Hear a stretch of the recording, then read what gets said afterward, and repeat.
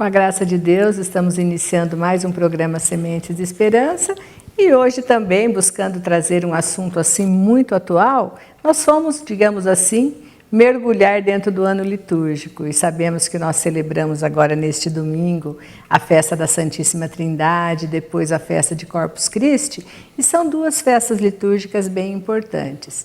Com quem falar sobre elas? Então ele aceitou o nosso convite, por isso estamos aqui com o Padre João Osório, pároco da Paróquia Santíssima Trindade, para podermos conversar sobre esses dois assuntos. Mas antes de mais nada, dizer que é bem-vindo mais uma vez ao nosso programa, Padre João.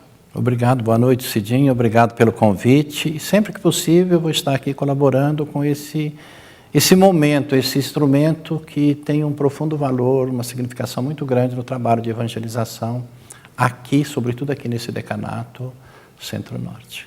Olha, Padre João, foram poucas ainda as suas participações no nosso programa, mas sempre assim a gente ouve comentário das pessoas. O senhor é muito tranquilo para falar, mas da mesma forma é muito claro naquilo que coloca, né? Então eu falei, falar sobre a Santíssima Trindade, não vamos nada buscar a teologia, porque isso eu acredito que consuma muitas aulas no seminário, mas sim falarmos numa linguagem que as famílias que nos acompanham possam entender. Então nós vamos aproveitar um pouco mais desse talento do Padre João, nessa clareza de falar sobre o assunto. Então, primeiro, por que celebrar uma festa da Santíssima Trindade ao longo do ano?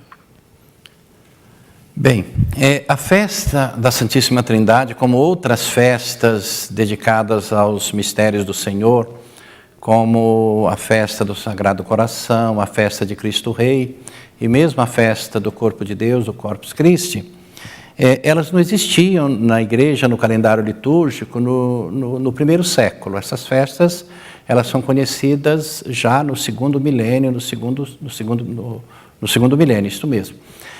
Elas foram sendo introduzidas no calendário litúrgico, primeiramente com uma finalidade de renovação, de motivação para a fé dos cristãos. Então, momentos específicos, momentos próprios na vida da igreja, essas festas ao longo dos 2 milênios aí, elas foram sendo introduzidas. A devoção começou antes.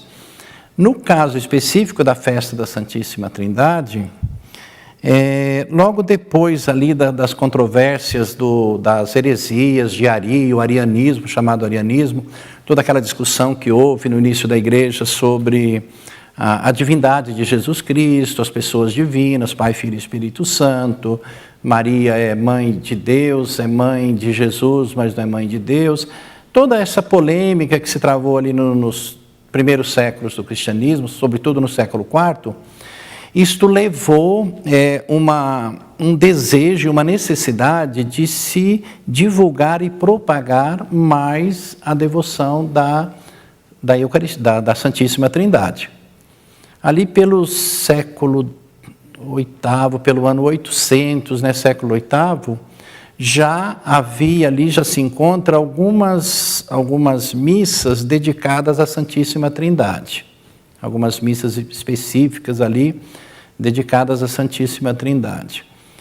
Na virada ali do milênio, os monges beneditinos ali da França, eles já celebravam todo domingo a festa da Santíssima Trindade. O domingo foi se tornando um dia de celebração da Santíssima Trindade. Isso lá pelo ano 1000, na passagem do milênio. No ano século III, século IV, 1334, se não me engano, o Papa João XXII, ele já tornou a festa da Santíssima Trindade obrigatória para toda a igreja. Uma festa anual, uma dedicação, uma festa litúrgica anual para a Santíssima Trindade, celebrada depois da festa de Pentecostes. Então é uma festa que foi consolidando ao longo de praticamente 1000 anos. As heresias ali, o arianismo, as discussões, o debate no século IV, depois do século V e VI, a intensificação da propagação da devoção da Santíssima Trindade. No século VIII, as primeiras manifestações litúrgicas já nos mosteiros, e depois na passagem do milênio, do primeiro milênio, as missas da Santíssima Trindade no domingo, e depois o Papa João XXII, já tendo o seu antecessor João XXI iniciado esse trabalho de propagação, divulgação da devoção, e aí a popularização e a obrigatoriedade da festa, de uma festa litúrgica na igreja, a partir do ano 1334. Então, historicamente, é mais ou menos isso, né, que foi surgindo ao longo de 1000 anos. É uma festa que foi consolidando na igreja, a festa da Santíssima Trindade, que agora nós celebramos no domingo posterior ao domingo de Pentecostes. Como nós conversávamos aqui anteriormente, embora seja uma festa litúrgica consolidada ao longo de todo esse tempo, mas que acaba não tendo, assim, diríamos, um destaque litúrgico muito grande, né? Exatamente porque, como o senhor dizia, a Santíssima Trindade já está inserida em toda a liturgia. A Santíssima Trindade, desde os primeiros séculos, né? A ação do Pai, né? A ideia de uma festa da Santíssima Trindade foi exatamente essa, de manifestar a ação de graças, né? Um ato de fé, de agradecimento pela obra do Pai realizada no Filho e continuada na Igreja através do Espírito Santo. Então, este reconhecimento da obra salvífica de Deus, do Pai, no Filho e continuada na Igreja, ela é presente desde as primeiras comunidades cristãs. Então, a Santíssima Trindade, ela foi inserida nas manifestações de fé. E na nossa vida, né? Hoje, por exemplo, as primeiras expressões de fé que as crianças aprendem ainda no colo da mãe, é a Santíssima Trindade, em nome do Pai, do Filho e do Espírito Santo. Ainda sem determinação dos gestos, a criancinha aprende ali com a mão da mãe a traçar o sinal da cruz, né? Então, a Trindade é alguma coisa que incorpora no nosso cotidiano de fé de tal forma que nós nem percebemos se estamos ou não estamos celebrando devidamente ou não, porque ela já faz parte da vida de fé. A vida de fé já está incorporada, este mistério do amor de Deus por nós, o Pai, o Filho e o Espírito Santo. Essa sua maneira de colocar fica assim tão tranquilo para a gente entender, porque vai se falar em Santíssima Trindade. A primeira palavra que já vem à mente é o mistério da Santíssima Trindade, né? Aquela descrição, inclusive, acho que é de Santo Agostinho, né? Que fala que tanto ele queria entender esse mistério, que viu uma criança lá no mar, fez o buraquinho lá na areia e vinha com o baldinho trazendo água e disse que ia colocar toda a água do mar ali. Ele disse que seria mais fácil que a criança executasse aquela tarefa do que ele entender o mistério da Santíssima Trindade. Agora, dessa maneira, colocando no dia a dia, acabou ficando, de certa forma, assim, fácil de entender, mas que ainda assim continua sendo um mistério. Continua um mistério. Mas o mistério, quando a gente é estudante de teologia, seminarista, agora eu vou fazer o curso de teologia, eu vou entender os mistérios da fé. Os mistérios não são para ser compreendidos pela inteligência humana, não são compreensões intelectuais que nos dão a aproximação e a incorporação do mistério na nossa vida, né? O mistério é para ser compreendido com a inteligência da fé. E a inteligência da fé não pergunta. Ela crê, se inclina e adora. O mistério é isso. Eu acho que essa é a sabedoria, né? A sabedoria do homem diante de Deus não é aquela sabedoria da inteligência, da razão, que deseja compreender e desvendar os mistérios pela inteligência humana, mas aquela sabedoria que me torna sábio e me coloca em condições de colocar diante de Deus numa atitude de adoração do seu mistério, e não perguntar, mas crer e adorar.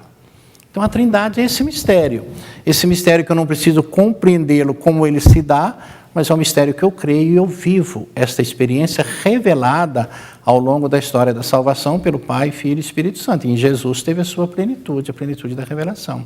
Eu acho que a revelação feita por Jesus me basta para eu crer.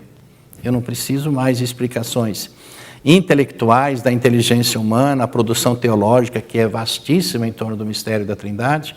Eu mesmo fiz um curso de 6 meses, um semestre de teologia trinitária, e nem por isso tornou o mistério mais intelectualmente mais claro, a razão humana mais iluminada. A fé não depende da explicação da racionalidade humana, mas a fé depende só dela mesma, de uma atitude própria do homem diante da grandeza do mistério. Mas o grande questionamento das pessoas quando falamos em Santíssima Trindade é a questão do entendimento de ser 3 pessoas num só Deus, 3 deuses em torno de uma pessoa, essa própria questão trinitária, né? E quando nós professamos a oração do creio, a gente sabe que, de certa forma, até tem a condição específica de cada um deles. Isso. Vocês já perceberam que o assunto é bem interessante, a pergunta é só para provocar, para convidar vocês a ficarem conosco, porque sobre isso nós vamos falar a seguir.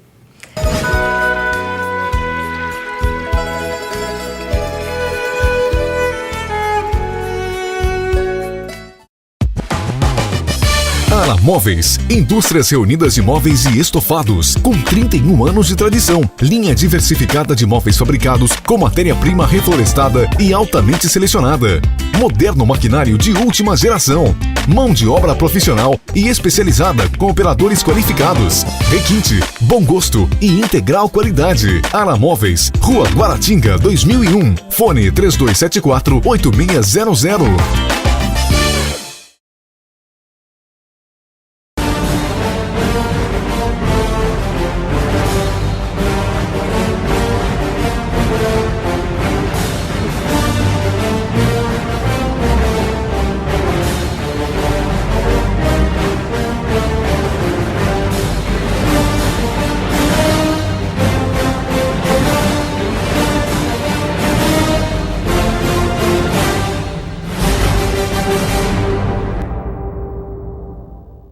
Brisas Veneza Residence Club. Últimas unidades. Visite apartamento decorado. Funcionalidade e espaço na medida certa. 117 metros quadrados de área total. Prestações a partir de R$ 990. Área nobre da cidade. Área de lazer completíssima. Entrega no prazo. Vendas imobiliária Bertone. Construção Ayoshi Engenharia. Plantão de segunda a domingo, inclusive feriados. Rua Perdizes 1980, Arapongas. Acredite, nunca é tarde para começar a viver. Tenha mais tempo para você, sua família e amigos. Contemple o sol, a chuva, refresque-se. Um lugar único para morar.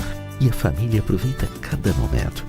Foi pensando em você e na sua felicidade que o Grupo Santa Alice criou o Golden Garden Residence. Um elo entre o seu dia a dia e a felicidade. Golden Garden Residence. Do tamanho dos seus sonhos. Simbal. Este nome gera desenvolvimento. Irmol, especial para você. Conheça as novidades Irmol. Acesse www.irmol.com.br.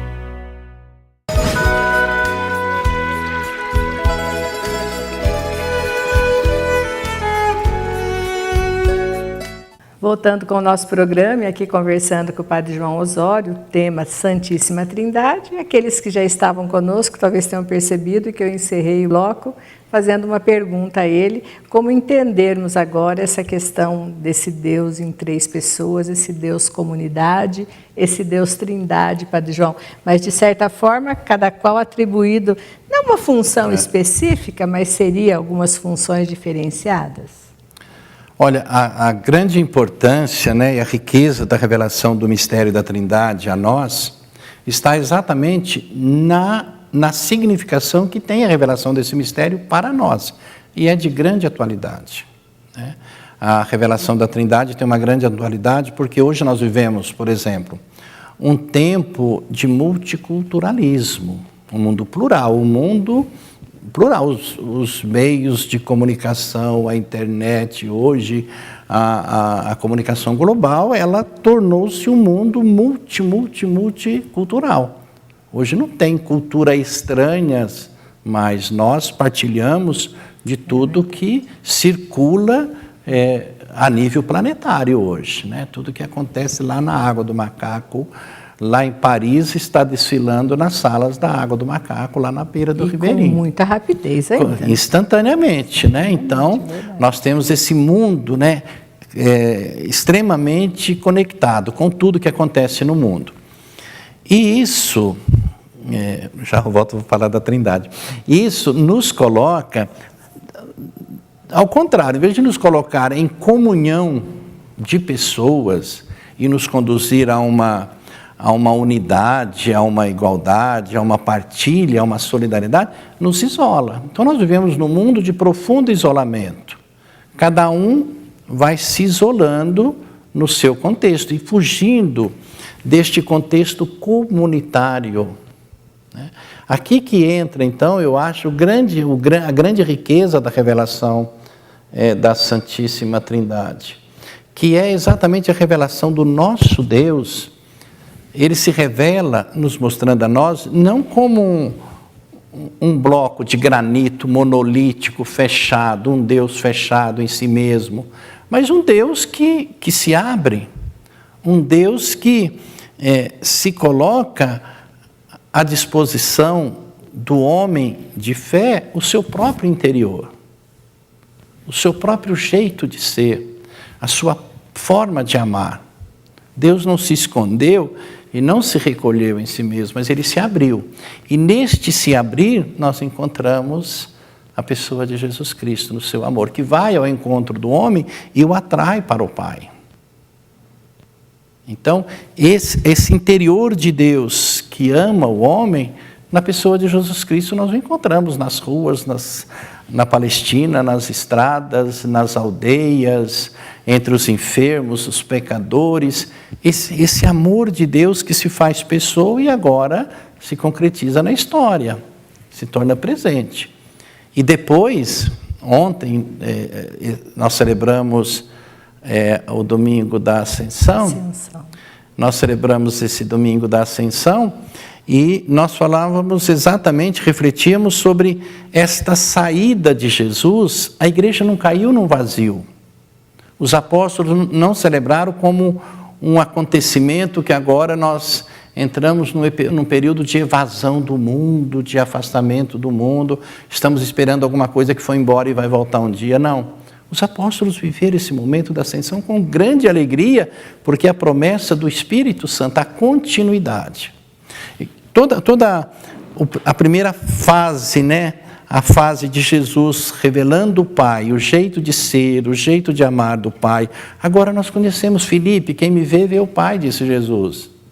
Se não crê em mim, crê pelo menos nas obras.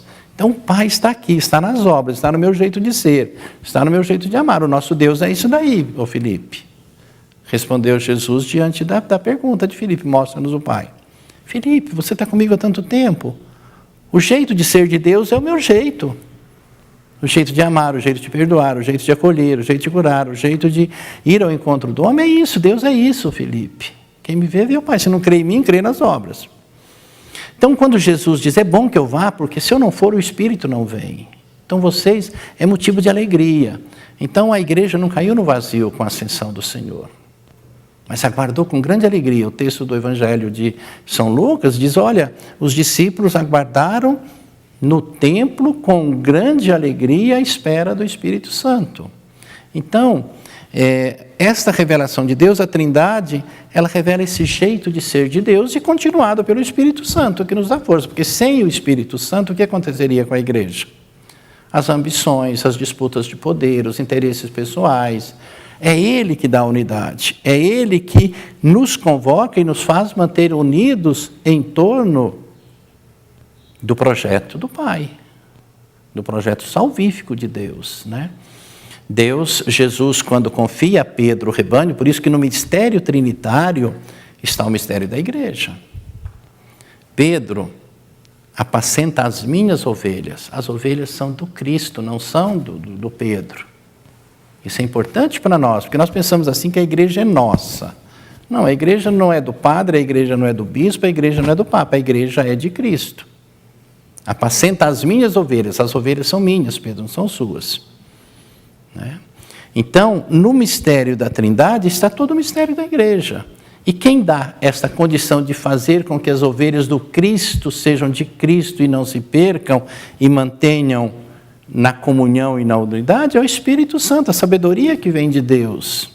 A mesma sabedoria com a qual Jesus revelou e manifestou o Pai é a mesma sabedoria com a qual nós conduzimos a igreja e somos igreja. Na unidade, na comunhão, e mantemos unidos. Senão, nós nos dispersaríamos em buscas desenfreadas de poder, de ambições pessoais, da satisfação de interesses pessoais. Então, esta para mim, esta é a grande significação da celebração do mistério da Trindade. Nos renova, né, e fortalece em nós o desejo da comunhão entre nós. Porque nesse mundo plural, diverso, a aceitação do outro, né? Quando Jesus diz, olha, amai-vos uns aos outros, ou eu vos deixo um novo mandamento, o que é novo no jeito de amar de Jesus? O amor não foi inventado por Jesus, o amor entre as pessoas sempre existiu, mas um amor limitado, condicionado a grupos, a aliados, a clã, a pertença biológica, a família. Esse não é o jeito de amar de Deus. Quando Jesus diz, amai-vos como eu vos amei, Jesus está abrindo um universo de possibilidades. Além dessa forma de amar que vocês amam, existe um universo a ser amado, do inimigo, do que me faz mal, do que pensa diferente de mim, do que é de uma cultura diferente, do que pertence a outro grupo social diferente, uma denominação religiosa diferente da minha, numa cultura diferente. Enfim, existe um universo fora de todo esse contexto que vocês amam, aberto para ser amado. Então, amar como Jesus amou é ir além dos limites e amar dentro de todas essas possibilidades universais do amor. Quem nos ensinou isso? O Pai revelado no Filho e continuado em nós, através dos sacramentos que nós recebemos, que vão nos fortalecendo e vão renovando em nós o desejo de adoração do mistério revelado. Olha, Padre João, conforme o senhor foi falando, eu fui fazendo uma viagem dentro desse tempo pascal e lembrando que muitos desses textos aqui foram evangelhos dominicais. Isso. Do Filipe, amai-vos uns aos outros como eu vos tenho amado, a festa da Ascensão. O próprio Bom Pastor. O Bom Pastor, Ascensão, Pentecostes, a chegarmos à Santíssima Trindade. Podemos dizer que ao celebrar a Santíssima Trindade é como estar coroando esse tempo pascal, para depois nós entrarmos propriamente no tempo comum? Isso, a festa da Trindade, como ela é uma festa que não é... Ela é a festa da Trindade, Corpus Christi, Sagrado Coração e Cristo Rei, elas estão fora do ciclo pascal. O ciclo de Natal, o ciclo pascal, ela aparece logo, imediatamente, a partir do encerramento do ciclo pascal, exatamente marcando esse reinício agora dos domingos comuns, inclusive a festa da Trindade, ela já é um domingo comum, ela reinicia esse tempo da igreja agora. Ela reinicia esse tempo da igreja a partir do conteúdo deste mistério pascal vivido, né? O mistério pascal está no centro da fé cristã. Então, nós retomamos os domingos comuns, assim como nós começamos os domingos comuns, encerrando o ciclo do Natal, e o batismo do Senhor é o primeiro domingo comum, nós reiniciamos os domingos do tempo comum, fortalecidos pelo mistério pascal. O Natal nos fortalece e nos indica, oferece o conteúdo para a celebração dos domingos comuns que nós iniciamos lá atrás, quando encerramos o ciclo do Natal. E o período pascal nos oferece esse conteúdo para a vida da igreja, o tempo da igreja. E aí, abrindo esse tempo comum com a festa da Santíssima Trindade, nós vamos nele até Cristo Rei para começar novamente. Encerramos com a festa de Cristo Rei lá na frente, no final do ano litúrgico, 34º domingo do tempo comum. Se nós pegarmos a liturgia da Ascensão, o que nós encontramos ali? Nós encontramos as duas faces da vida da igreja. A face histórica, a igreja que está na história concreta, onde Jesus nos ofereceu o conteúdo pelo seu ensinamento, pela sua ação, pela sua obra, pelo seu operar na Palestina, e depois, nesse período de 40 dias, depois da ressurreição, que nós celebramos e encerramos agora. E a segunda face, a face da igreja. Agora, a igreja que continua, uma vez o conteúdo oferecido, a partir deste conteúdo oferecido por Jesus, agora o tempo da igreja.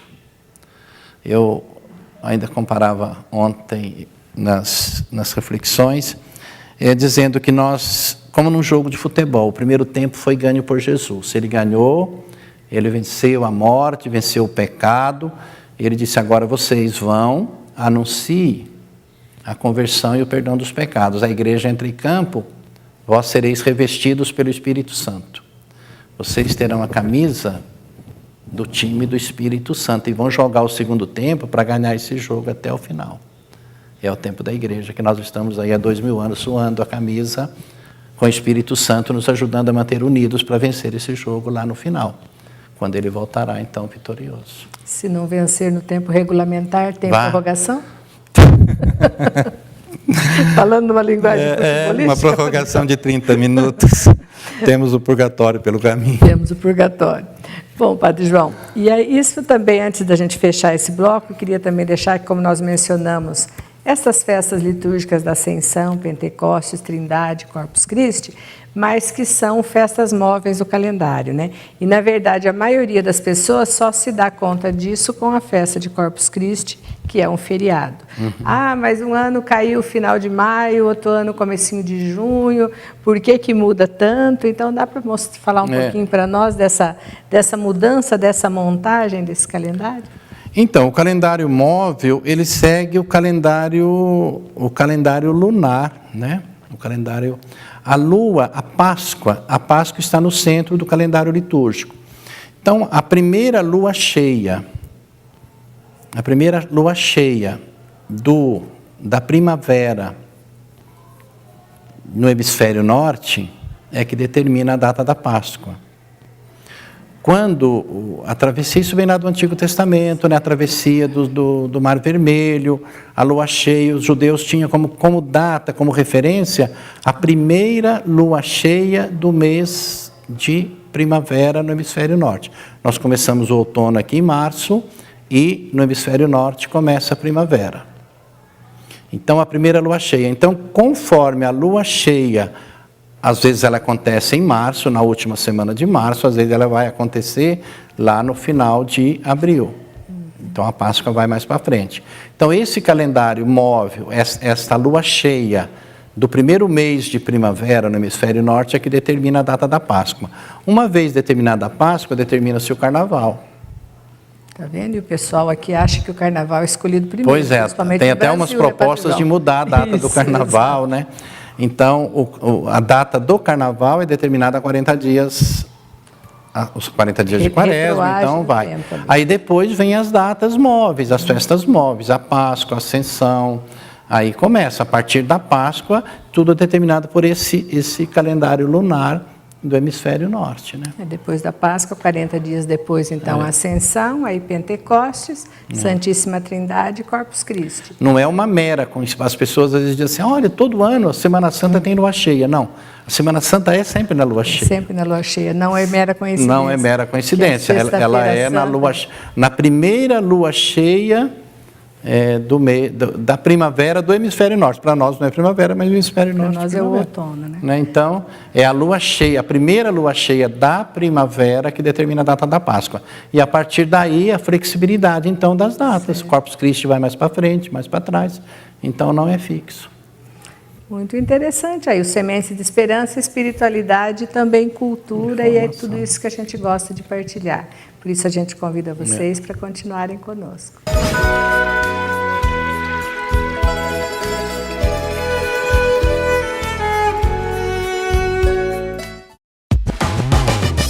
Ala Móveis, indústrias reunidas de móveis e estofados, com 31 anos de tradição. Linha diversificada de móveis fabricados com matéria-prima reflorestada e altamente selecionada.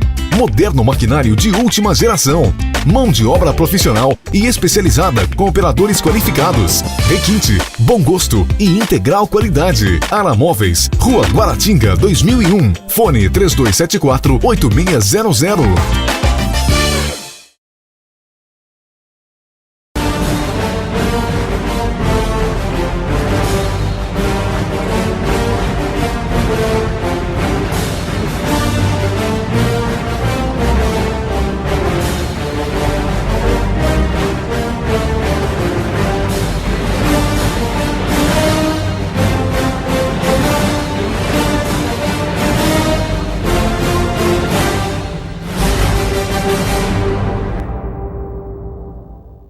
Brisas Veneza Residence Club, Últimas unidades. Visite apartamento decorado. Funcionalidade e espaço na medida certa. 117 metros quadrados de área total. Prestações a partir de R$ 990.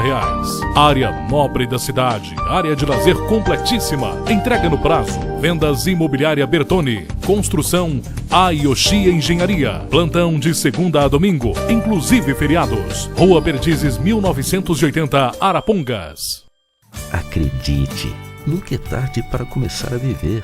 Tenha mais tempo para você, sua família e amigos. Contemple o sol, a chuva, refresque-se. Um lugar único para morar. E a família aproveita cada momento. Foi pensando em você e na sua felicidade que o Grupo Santa Alice criou o Golden Garden Residence. Um elo entre o seu dia a dia e a felicidade. Golden Garden Residence. Do tamanho dos seus sonhos. Simbal. Este nome gera desenvolvimento. Irmol, especial para você. Conheça as novidades Irmol. Acesse www.irmol.com.br.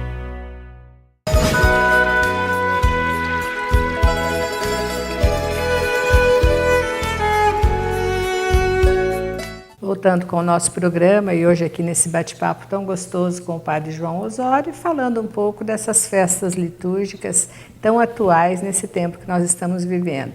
Aqueles que já estavam conosco viram que a gente falou um pouco da Santíssima Trindade, mas agora esse próximo feriado da quinta-feira, de certa forma até muito aguardado por muita gente, né, Padre João? Porque um feriado assim numa quinta-feira o pessoal acaba muitas vezes o fazendo prolongado, né? E já falamos um pouco de como é marcada essa data, mas agora nós temos que falar também que o feriado é bom, mas que é um dia de festa, um dia a ser santificado, né? Vamos falar um pouquinho então da importância dessa festa de Corpus Christi. Então, esta festa de Corpus Christi também, ela é uma festa que foi consolidada ao longo de um período bastante grande na história aí das festividades litúrgicas da igreja, sobretudo as festas do Senhor. Ela também é uma festa, a festa de Corpus Christi, como a Santíssima Trindade, é uma festa que está fora do ciclo pascal e do ciclo de Natal, como o Sagrado Coração e Cristo Rei. Esta festa, ela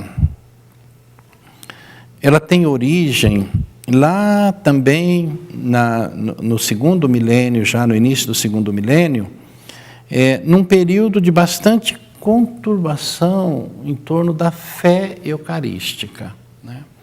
Aí nós temos ali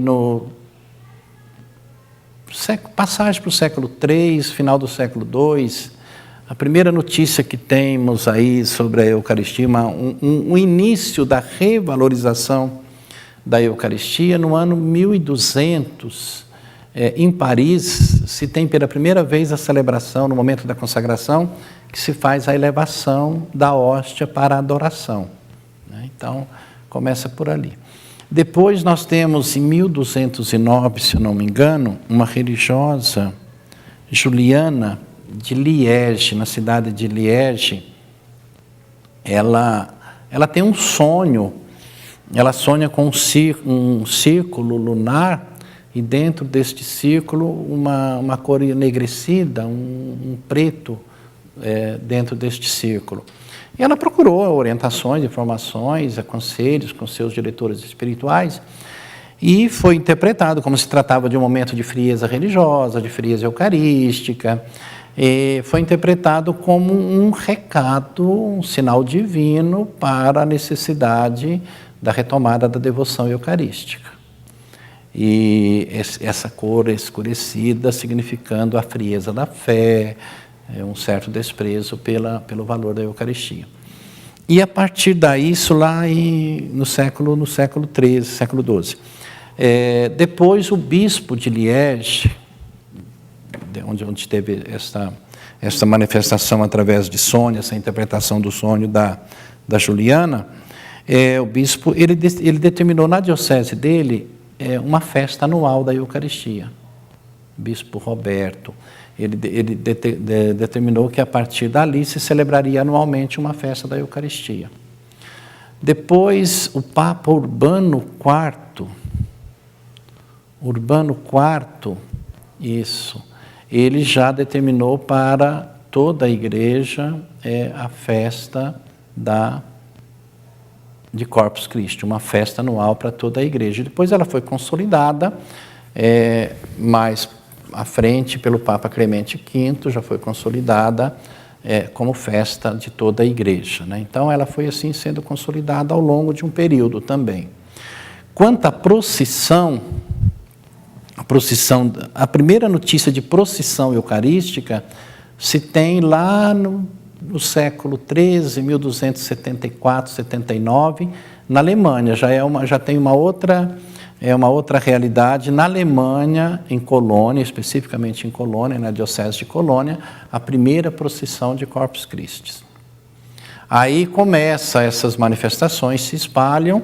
Depois, aí veio o período barroco. No período barroco, ela ganhou esse tom triunfal, público triunfal, o cortejo eucarístico, a manifestação pública, com todo esse triunfo da Eucaristia. Isso vem aí no período barroco e depois continua aí, vai consolidando ao longo dos séculos. E hoje, depois do Concílio Vaticano II, essa festa, ela procurou retomar mais as suas origens lá no sentido comunitário de manifestação pública da fé. E a tendência hoje, aquilo que acontece aqui no Decanato Norte, em Apucarana também, e nas grandes cidades, Londrina, Curitiba, outras grandes cidades também, é de concentrar as paróquias, não cada paróquia fazer a sua manifestação pública, mas concentrar tudo em uma única celebração, indicando assim que a igreja caminha em comunhão, né? Sozinhos, isolados, nós somos frágeis e a caminhada é longa, as resistências à presença da Eucaristia, ao valor da Eucaristia são grandes. Então, quando nós somamos e nos unimos em torno do mistério da Eucaristia, nós nos fortalecemos e manifestamos ao mundo um ideal de comunidade, um ideal de comunhão, né? A fé eucarística gera em nós esse desejo de partilha e de comunhão entre nós. Então, hoje fortalece bastante, né? Está bastante fortalecida essa ideia de juntar todos para uma única festa, celebrando assim aquilo que indica a própria Eucaristia, que é nos apontar a comunhão na diversidade, a comunhão aí na multiplicidade, na pluralidade das suas formas enfim, todas as suas formas de manifestação. Então, neste sentido, a tendência hoje é as paróquias se unirem para celebrar a Eucaristia numa única festa. E de todo esse contexto de se iniciar essa tradição da procissão de Corpus Christi, em que ponto entrou esse costume de se enfeitar as ruas da cidade para fazer essa valorização maior? Isso vem lá do período, já mesmo lá na Idade Média ainda, lá atrás, no período barroco ali. Com todo aquele... Aí já veio todo o aparato do barroco, tanto da arquitetura, quanto também nas manifestações dos vasos sagrados, dos ostensórios, né, toda essa confecção, e isso foi transportado também para toda a decoração de ruas e manifestações. Assim, ela vem lá da antiguidade já também, né? É interessante, né, Padre João, eu falo que a mídia comercial, existem algumas festas que elas acabam quase que se obrigando a destacá-las no noticiário em virtude da mobilização que se acontece. Corpus Christi é uma dessas festas, né? Normalmente eles pegam determinados lugares, como foi a procissão, então acaba vindo, às vezes, aquele desavisado que apenas aproveitou um feriado numa quinta-feira, de que algo diferente foi celebrado também, né? Então eu acho que essa movimentação, ela sempre ganha também essa importância, porque é um dia diferente de todos do ano. Podemos dizer que ao longo do ano os fiéis católicos vão até a igreja de encontro à Eucaristia e que nesse dia ela é que vai pelas ruas da cidade de encontro ao povo? É um dia, na verdade, Corpus Christi, por causa do trabalho da mídia, da divulgação da mídia, é um dia de expressão religiosa, de manifestação religiosa para os católicos, mas para muita gente também, em muitas cidades, sobretudo nas cidades históricas, veja que não falta no noticiário de Corpus Christi as procissões em Ouro Preto, Sabará, nas cidades históricas, exatamente o berço do barroco brasileiro, né? Onde estão as mais belas expressões artísticas ali nas ruas dessas cidades históricas de Minas Gerais e outras cidades históricas do Brasil. Agora, de fato um dia de expressão religiosa, de manifestação pública nossa, né? O sentido é esse, a procissão tem esse sentido. Nós, cristãos católicos, manifestamos publicamente a nossa fé na Eucaristia de maneira pública, porque nós manifestamos lá na capela da igreja, lá no Santíssimo, diante do Sacrário, do Tabernáculo, nós adoramos Jesus. Agora, na procissão do Corpus Christi, nós fazemos essa manifestação, saímos da igreja e vamos para o mundo manifestar a nossa fé eucarística. Então, o sentido da procissão é este sentido de ir ao mundo e comunicar e proclamar ao mundo o sentido da Eucaristia. A igreja vive da Eucaristia, né? A igreja não cansa de dizer isso nos documentos, né? Ela bebe, a fonte dela, que ela abastece continuamente, é da Eucaristia. É em torno do altar, né? O altar, por mais singelo que ele seja, na mais humilde capela, na palhoça, lá no interior, como a mais suntuosa catedral, o altar é sempre um altar universal, um altar do mundo. Ali se dá o mistério salvífico de Deus. Ali se dá o cerne, o núcleo do mistério de salvação. Então, quando nós transportamos esse altar do mundo para as ruas, com cânticos, louvores, orações, nós estamos proclamando ao mundo a nossa fé naquilo que nós acreditamos e que nós celebramos cotidianamente na igreja. Então, é um transporte, né, da nossa fé celebrada de maneira privada para o espaço público. Porque a Eucaristia, ela não é uma coisa privada. A Eucaristia não pode ser concebida como uma coisa privada. Se o mistério da igreja, ele bebe da Eucaristia, ele não pode ser privado, ele tem consequência. Toda a Eucaristia tem consequência. A Eucaristia, ela tem consequência, ela me põe na direção do mundo para viver o significado espiritual da Eucaristia. O Cristo, que é oferecido pelo Pai como salvação do mundo, salvação para o mundo, ele vai para o mundo e a salvação que escorre da cruz, que derrama da cruz, derrame até os confins da terra, e de proclamar até os confins da terra.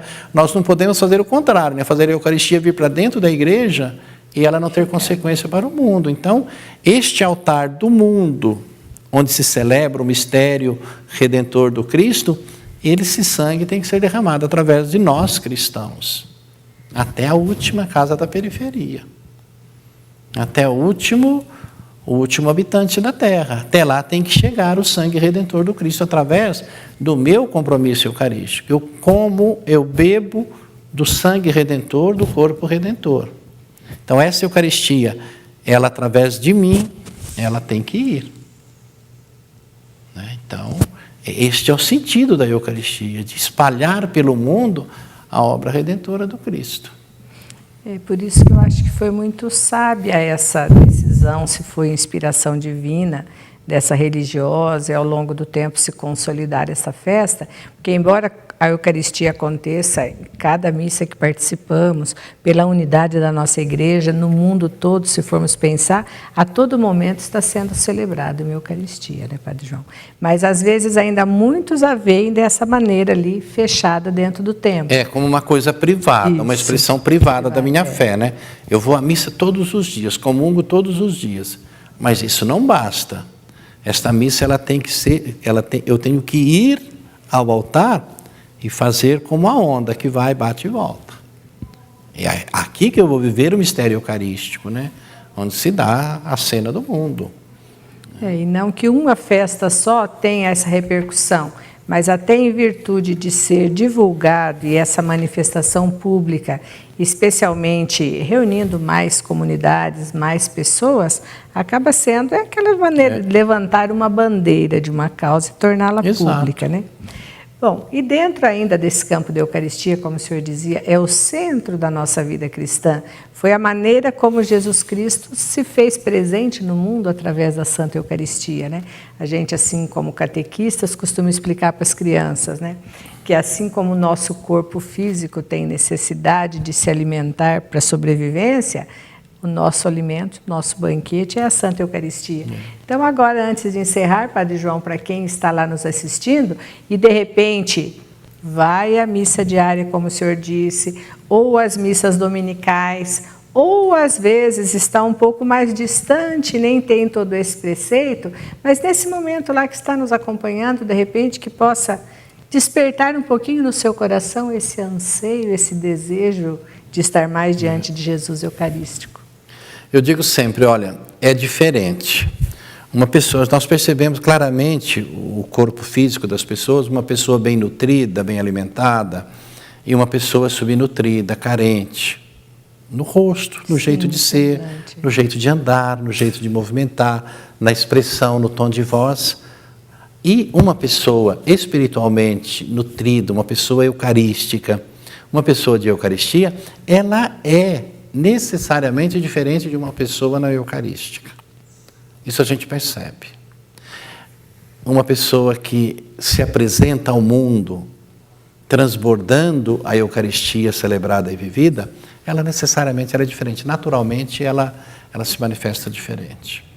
Eu trouxe aqui esse texto que eu estou aqui na mão, uma carta encíclica, Ecclesia de Eucaristia, do Beato João Paulo II, sobre a Eucaristia. E eu trouxe aqui um texto que ele cita nesta carta Ecclesia de Eucaristia, um texto de São João Crisóstomo, muito interessante. Posso ainda? Opa, à vontade. Diz o seguinte, olha que coisa bonita, forte, mas para nós muito importante, que dá todo o sentido de Corpus Christi. Queres honrar o corpo de Cristo? Não permitas que seja desprezado nos seus membros, isto é, nos pobres que não têm o que vestir, nem o honres aqui no templo com vestes de seda, enquanto lá fora abandonas ao frio e à nudez aquele que disse, isto é meu corpo. Também afirmou, viste-me com fome e não me deste de comer. E ainda, na medida em que o recusastes a um destes meus irmãos mais pequeninos, é a mim que recusastes. E ele conclui perguntando, de que serviria, afinal, adornar a mesa de Cristo com vasos de ouro, se ele morre de fome na pessoa dos pobres? Primeiro dá de comer a quem tem fome, e depois ornamenta a sua mesa com o que sobra. É uma expressão de São João Crisóstomo sobre a Eucaristia. Resumo tudo que o senhor falou, né? Isso. A Eucaristia celebrada lá, mas vivenciada no mundo, né? Exato. Entre os irmãos. Aí, o altar da Eucaristia deve transbordar na beleza do mundo. Então aí vai um pouco do sentido também do nosso carinho em ornar as ruas por onde passa a Eucaristia.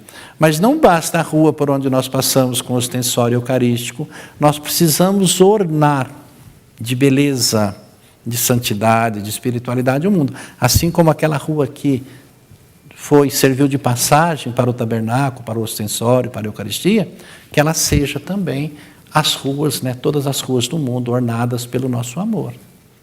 Eu acho que esse deve ser o nosso foco na procissão de Corpus Christi. Que a gente vai apreciar ao longo dessa semana, então, que estamos vivenciando. Ainda uma coisinha, Padre João, quando o senhor falava da diferença das pessoas, tanto fisicamente bem nutridas quanto espiritualmente, queria deixar esse questionamento, de repente, para quem está nos assistindo lá em casa agora, se sente essa pessoa também transbordante dessa fé, dessa força de Cristo, ou, de repente, às vezes, a gente se preocupa hoje muito com a parte exterior, né? E a parte interior, às vezes, nós estamos deixando um pouco de lado. Então, que nesse feriado de Corpus Christi, nesses dias dessas festas, que são um convite para nós refletirmos um pouco mais sobre a maneira como nós vivenciamos a nossa fé no dia a dia, seja despertada também. E eu gostaria de agradecer muito a sua presença, Padre Obrigado, João, sempre à e disposição. dizer que o microfone é seu agora para deixar um recadinho final e depois, se possível, a bênção de Deus também para que adentre a todos os lares. Muito bem, primeiramente convidar a todos para participar destas festas. Nós temos agora domingo, não teremos domingo a festa da Santíssima Trindade, dia 26. Isso. Depois nós teremos Corpus Christi, teremos o Sagrado Coração em junho. E são festas do Senhor que são colocadas bem no início deste novo tempo litúrgico, agora dessa retomada do tempo litúrgico, para nos fortalecer e nos tornar mais pessoas de Deus, mais santas, né? Na medida em que nós vamos nos tornando santos, o mundo vai se tornando melhor para nós. Eu gostaria de encerrar citando aqui, Thomas Merton. Ele fala uma coisa interessante, ele diz assim: nem que seja por egoísmo, ame o seu semelhante, que você está ganhando um aliado e evitando a violência. Nem que seja para me proteger, vale a pena amar. Né? E o mundo precisa de amor. Realmente. O mundo precisa de amor, precisa ser amado, para que nós sejamos todos, então, de fato, santificados no amor de Deus. E o mundo santificado é um mundo de paz, sem violência, de bem-estar, de conforto para todos nós. Né? Que é o que todos sonham. Né? Todos nós queremos, todos nós desejamos. Então, a todas as famílias, todos os jovens, todas as crianças, para que sejam sempre mais santificadas, abençoadas por Deus, e que nós possamos construir o sonho de Deus, um sonho de um mundo de irmãos. Isso nós só conseguiremos com as graças de Deus, com a força, com a sabedoria do Espírito. A sabedoria humana não nos conduz a nada, só nos enche de orgulho, mas a sabedoria de Deus, ela nos torna sábios, porque ajuda a santificar o mundo. Então, que Deus abençoe a todos. O Senhor esteja convosco. Ele está no meio de nós. Por intercessão de Nossa Senhora, abençoe-vos o Deus Todo-Poderoso, Pai, Filho e Espírito Santo. Amém. Amém. Com essa bênção de Deus que acaba de adentrar aos nossos lares, a gente espera que esse Deus seja de fato uma presença constante, não somente no nosso lar, mas no nosso coração, na nossa vida, em todos os aspectos. Agradecendo mais uma vez a companhia do Padre João e a companhia de vocês que estiveram conosco ao longo dessa semana através desse programa. Desejo a todos uma ótima semana na paz e na bênção de Deus e até o nosso próximo programa.